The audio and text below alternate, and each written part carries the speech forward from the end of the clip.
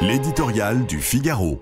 France Télévisions, une machine à perdre de l'argent par Gaëtan de Capelle. Mais où donc trouver des économies pour ficeler le prochain budget, s'interroge-t-on en boucle depuis des mois. La Cour des comptes vient d'apporter sur un plateau un sujet en or au gouvernement, le puits sans fond de France Télévisions, dans lequel ont encore été versés l'an dernier 2,6 milliards d'euros d'argent public. Son rapport décrit la dérive d'un énorme paquebot employant 9000 personnes propriétaires de 5 chaînes touchant un Français sur 3 et disposant d'une forte puissance numérique. Ce déploiement de force a un coût exorbitant structurellement en perte.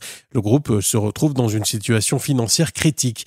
Les défenseurs de l'audiovisuel public argueront qu'il s'agit là du prix à payer pour une information et des programmes de qualité.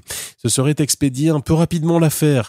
La réalité est qu'il existe à France Télévisions, comme à la SNCF, un cadre social d'un autre temps inimaginable dans le secteur privé. L'audiovisuel public, c'est l'autre mammouth. Dans son monde parallèle, rempli de placards dorés, tout se calcule en réalité augmentée.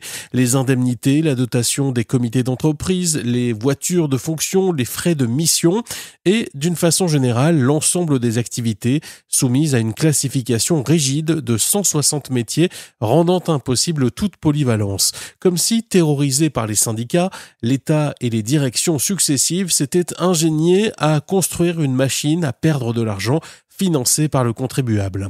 Par la même occasion, s'est installée une concurrence déloyale pour les groupes privés au modèle économique fragile qui voient leurs recettes publicitaires captées. Cela fait beaucoup au passif de la télévision publique, de qui on serait en droit d'attendre une totale neutralité.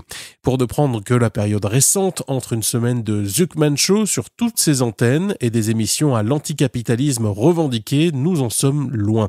Gaspillage à grande échelle, gouffre financier, militantisme affiché, elle ne doit s'en prendre qu'à elle-même si elle est devenue une cible.